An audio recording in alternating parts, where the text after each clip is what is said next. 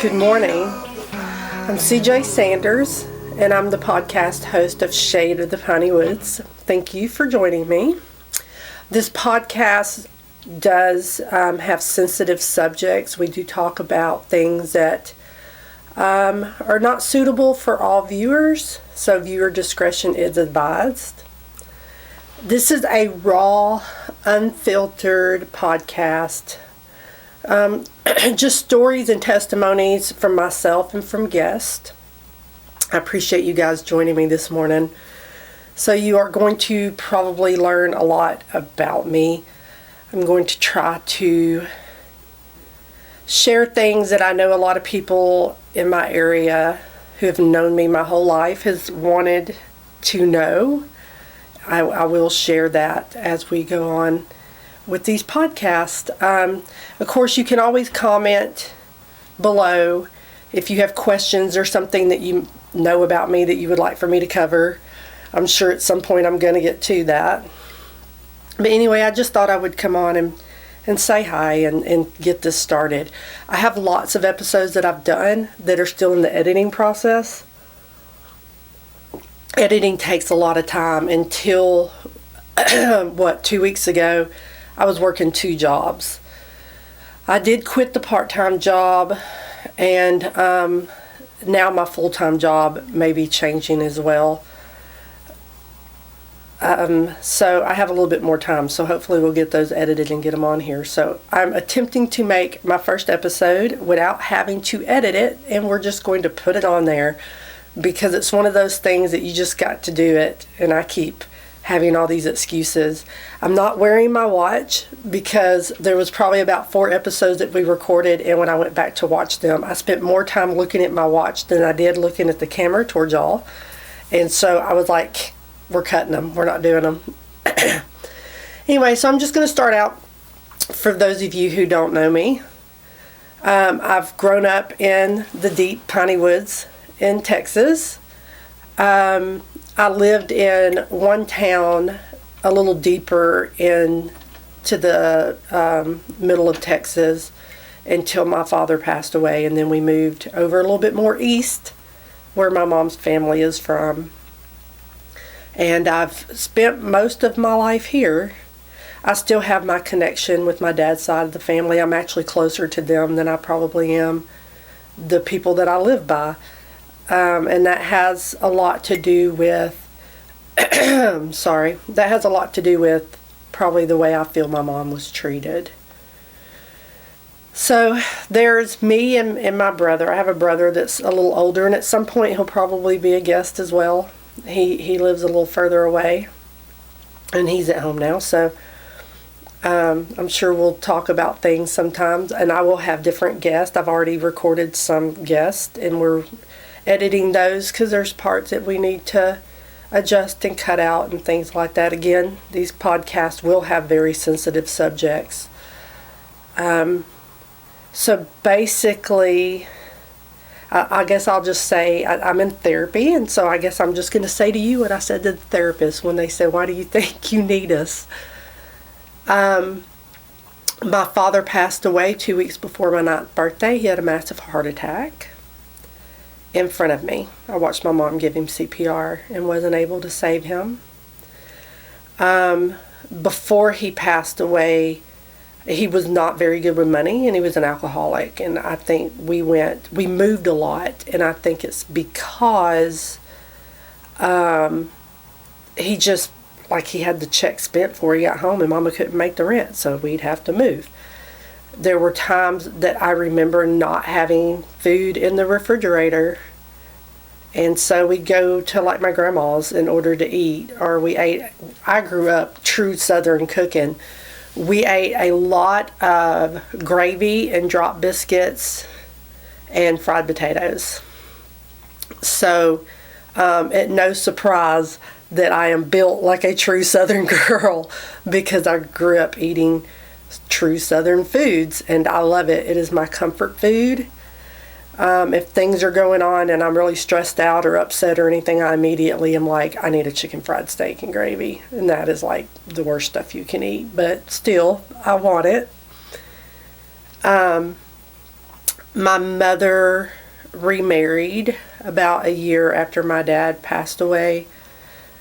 We and I'll get into more detail on other episodes, but we moved closer to East Texas because Mom didn't really know what to do, and so she thought maybe if I moved closer to my family, I'd have someone to help me. And she ended up marrying someone 20 years her senior. I think basically so she could be taken care of. My work ethic, I think, is the opposite of my mom's. My mom wasn't lazy, She kept a very clean house, really nice yard, but she felt worthless, so she felt like she couldn't go out and just get a job. She was extremely intelligent, but didn't believe that she was. I look back now and I think maybe she had borderline personality disorder. She definitely had social anxiety. My brother and I talk all the time about how we had two different moms. He and I are 7 years apart. He was 15 when Daddy died. And so when we moved to East Texas, he did not stay very long at my stepdad's place because, well, he was a boy and he was in the way. So he ended up leaving home pretty early.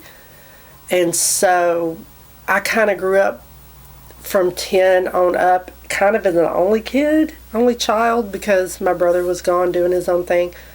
And of course, like I said, other episodes will go into details a little more.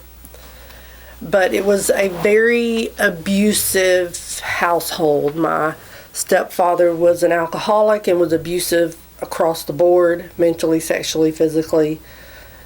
And I couldn't wait to get out of that house. And then when I did, I ended up moving in with a boyfriend. I was with him for about 2 months, and he and his mom took his dad's life. Turned out for insurance money. After everything come to surface, I had to testify, and that whole situation happened. And then probably about 12 years later, 15 years later, something like that, it wasn't very long, I ended up dealing with someone's issues legally. I was a caretaker for a family member, and the FBI showed up at my house one morning, started searching our computers, and there was a whole ordeal with that. And so needless to say, I felt like I probably did need some therapy, and so I started going to therapy and I always felt like I dealt with everything really well. People who know me and knew how I grew up and how that situation was, I think they automatically assumed that I was going to turn out to be like my step-siblings, and I didn't. Because growing up, the last thing I wanted was what was normal for me. And I was very blessed to have met some people in my later teens and early 20s and in my 30s and so forth that taught me that what I was experiencing and what I was forced to live in was not normal, and if I didn't want that, I didn't have to have it. And I honestly think that saved my life. You know, we always have an opinion about when we hear about someone who goes through a situation, and you're like, well, I would have done this and I would have done that. You don't know what you would have done, because what their normal is and what your normal is not the same. So what's been accepting in their life is not the same. I heard a lady once at a, I guess it was a Christian convention or something I went to for women. And she was talking about how, you know, if you come up on a bear in the woods, you immediately react because it's danger. You know, you try to make yourself in a position to where you're safe. And when you grow up in a house where the bear lives, you don't put yourself in a position where you need to be safe. You need to cover yourself because the bear lives with you, and that's normal. And so you allow things in your life that other people would have shut down and walked away from because you don't really understand the extent of the danger that's coming because you lived with it and it was normal. So I will talk a lot about how that's affected my life, about the grief that I carry, about the guilt that I carry. And so this will be a very interesting podcast, I would say. And these are not just my stories. I'm going to talk to other people that have had experiences like my own, experiences that are nothing like mine, but things that have been life-altering or life-changing for them. Most of the people that I interview are religious. They give their credit to their life being better or positive or being saved to God. If that bothers people, I'm sorry. If it doesn't bother people, that's great. I feel like, personally, for someone, if they feel like God saved them, they have every right to have that feeling, and they have every right to talk about that. And that's their testimony. And so I think that we will interact with a lot of different people. And so I hope that I get to share a lot of things with people that somewhere along the way will maybe help them. I don't really know what to do here as far as, I'm trying to be very careful with my words because YouTube makes me cut a lot of things out, and I'm trying not to have to edit this so I can immediately post it. He's asking if I need more coffee. Yes, I do need more coffee. I want to dip my cookie in it first. So, thank you. So I'm 10 minutes in. I've done pretty good.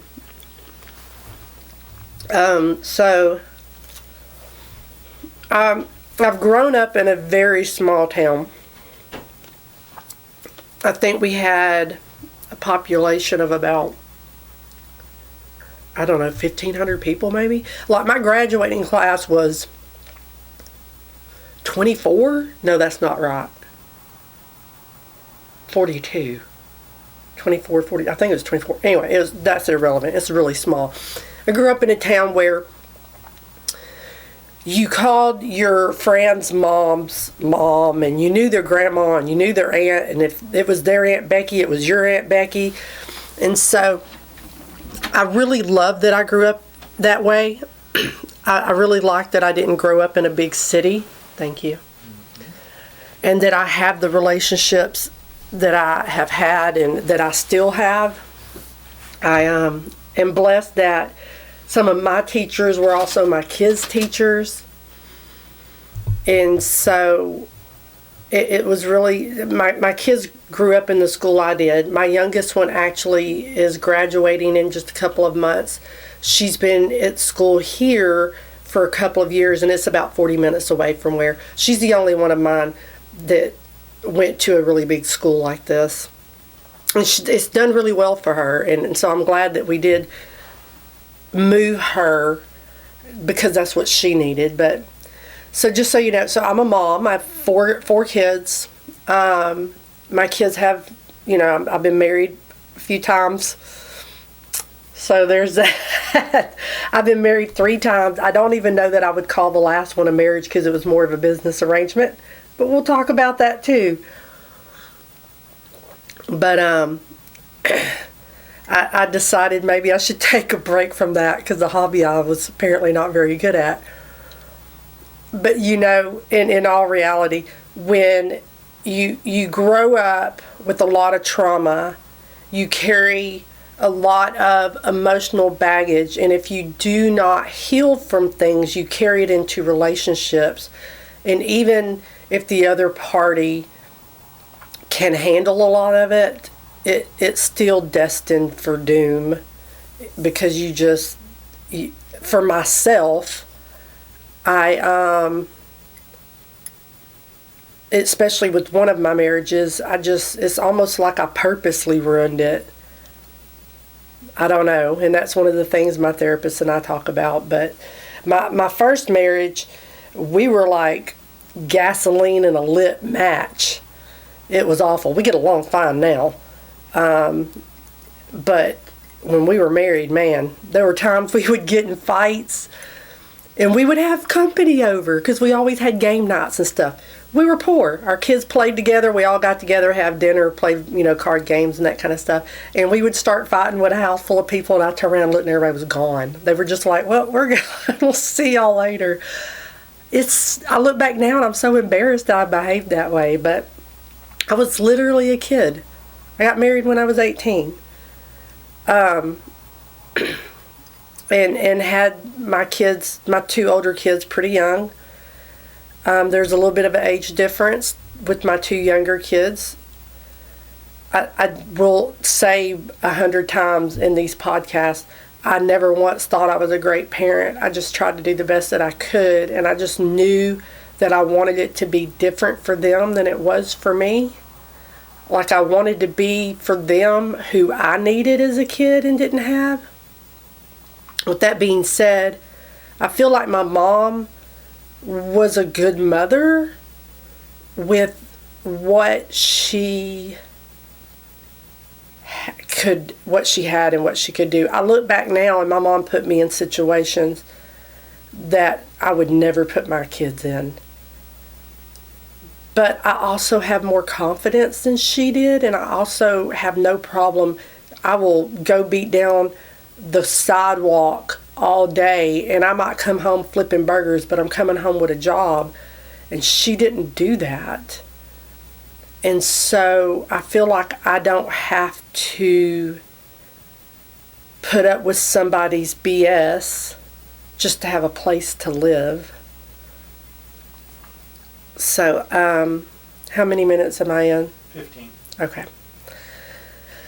So I'm going to try to make this just, a 30-minute one.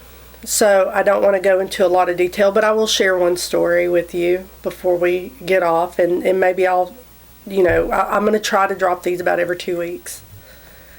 And like I said, definitely comment. I'd like to correspond with people that are watching us and enjoying the podcast and stuff. And as we do things and travel and so forth like that, I will share it on our social media page. So this is Shade of the Pineywoods podcast. You can find me by looking up CJ Sanders or Southern Hippie 936. I've tried to keep the Instagram and Facebook and things like that to where it's easy to find. If I can figure out a way to share those on my regular page for people that are my friends, I will do that. And you guys go in and make sure to watch it on YouTube, because that's where you're going to see it. That's where I'm going to post them.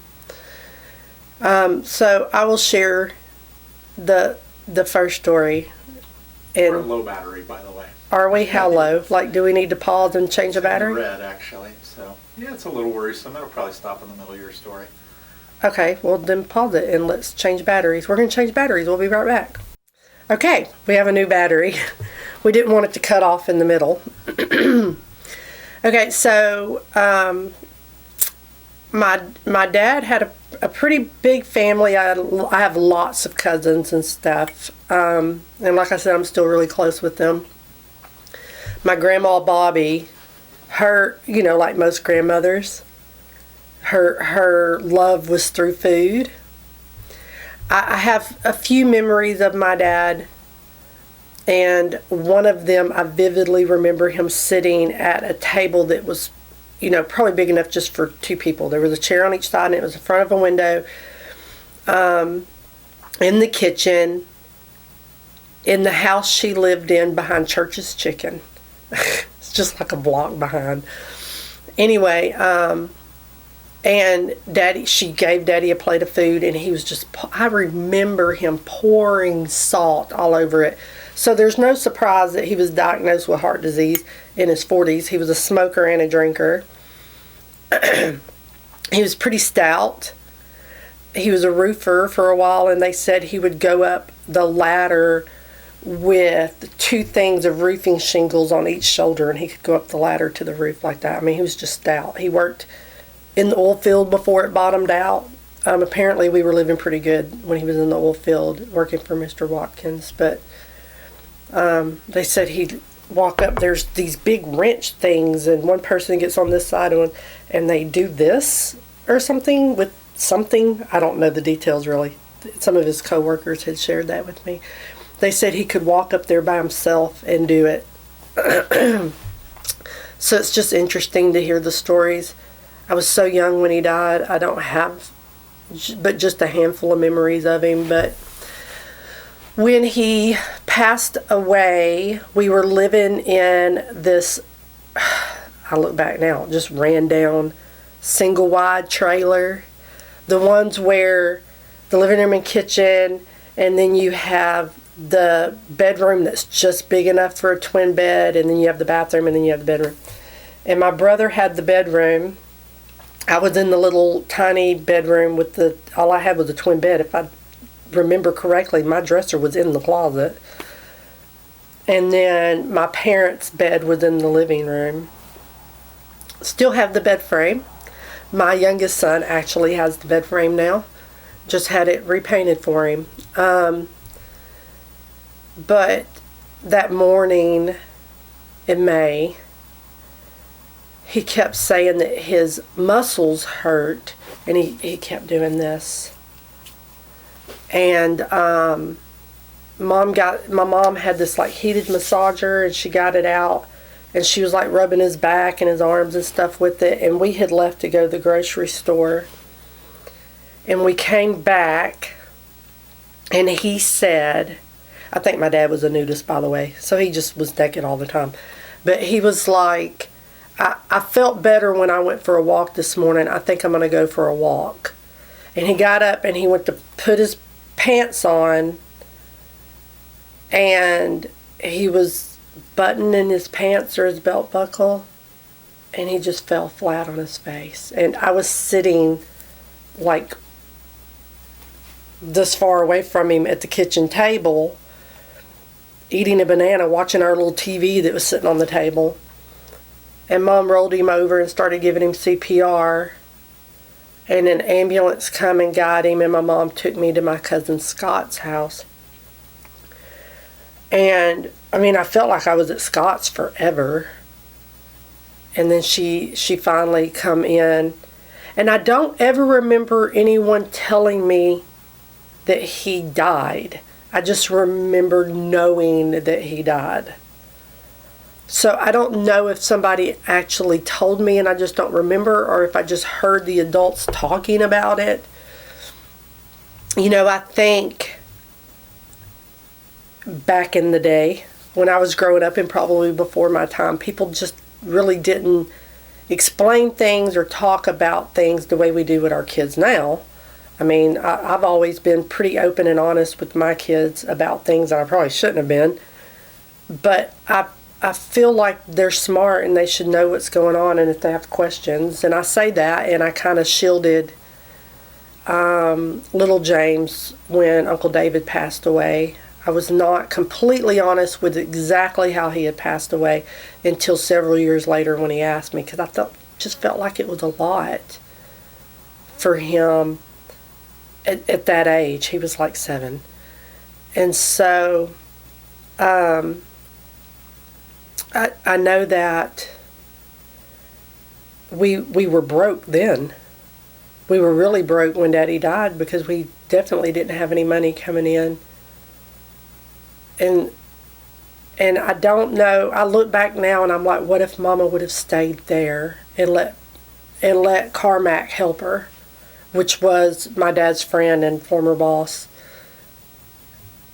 what my life would have turned out like. Of course, you never know. But all of these decisions that we make, especially as parents and we have our kids in tow, everything's a butterfly effect and everything changes everything. So if she hadn't have moved to East Texas, who would I be? And of course, we'll never know that. But she ended up making the decision to move to East Texas. And so I have the life that I have now. And it's not been horrible. I feel blessed in a lot of ways. I share stories sometimes with people, and it was, like I said earlier, just so normal. And people are like, oh my God. And I'm like, what? It wasn't that bad. And I think about it later, and I think maybe it really was that bad, but it was so normal for me that it was just another day. And so I think just, and I think Oliver Anthony's the one I heard say that just hard time makes hard people. I think just those hard times early on and then losing Daddy so young, that I was just hardened and didn't even realize that happened. Of course, every traumatic experience makes you a little harder. And I really do truly believe things happen in life and you get to choose if it builds you or breaks you. And I think I was just lucky that I allowed it to build me and make me better. And I think all the traumatic experiences that happened to my dad built him and made him stronger and better. But all the things that happened to my mother broke her. Every little thing just broke her a little more.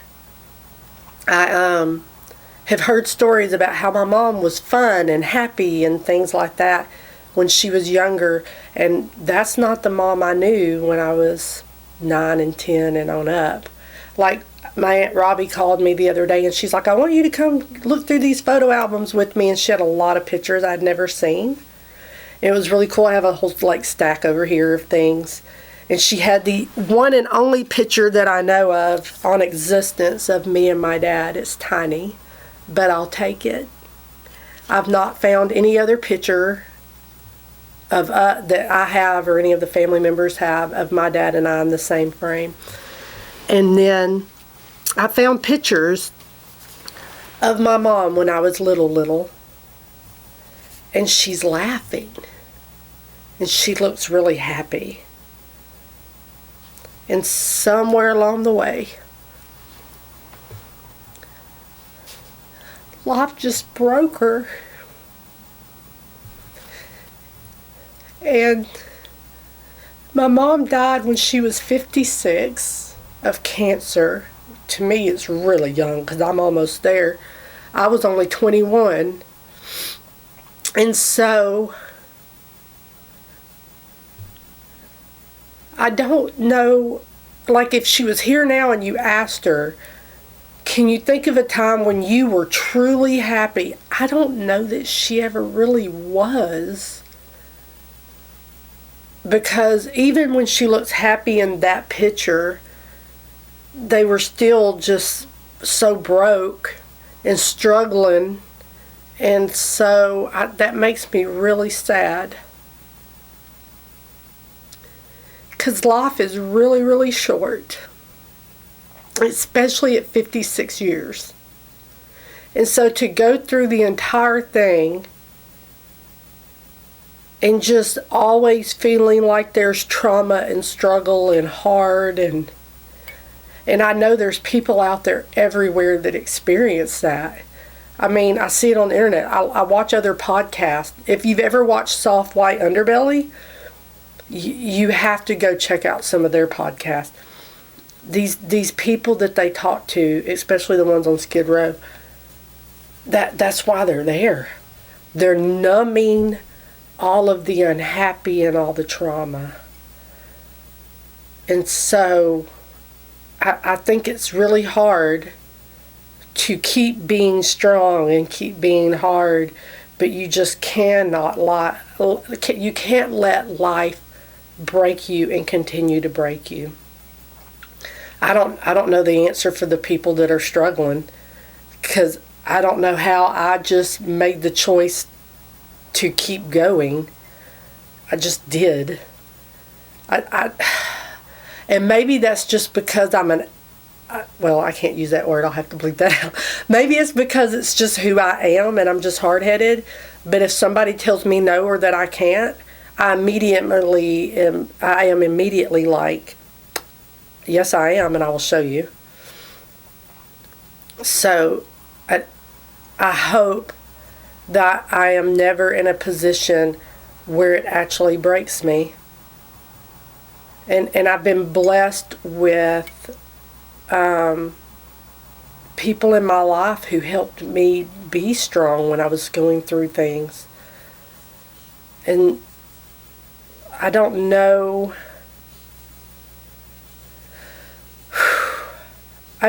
where I would be if I had not been blessed with the right people in life, because I definitely crossed paths with the wrong people a lot. You know, like I said, my normal should not have been normal. And there were several times after I moved out that I wanted to come home and my mom wouldn't let me. So there were things I think that could have been avoided that I was trying to get away from, and I was again left in a situation I didn't need to be in. So it's like, how do you run away when there's nowhere to run? I don't know. Anyway, I think that's pretty good on the first episode. Be sure to subscribe, and I will try to drop episodes every 2 weeks. So this is episode 1. So we'll see you next time. Don't forget to follow me on social media. This is CJ Sanders, and I am the host of Shade of the Pineywoods. Y'all have a great day.